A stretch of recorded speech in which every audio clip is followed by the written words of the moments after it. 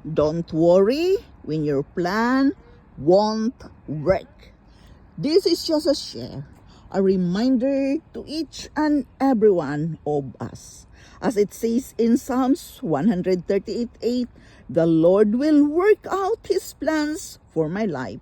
For your faithful love, O Lord, endures forever. When you fully understand what it says in the scripture in Psalms 138:8, you won't feel worry that your plan won't work out. There's a reason why your plan don't work out. So, just calm down, stay relaxed, and believe that the Lord will work out His plans for your life, for He is faithful to you. His love endures forever.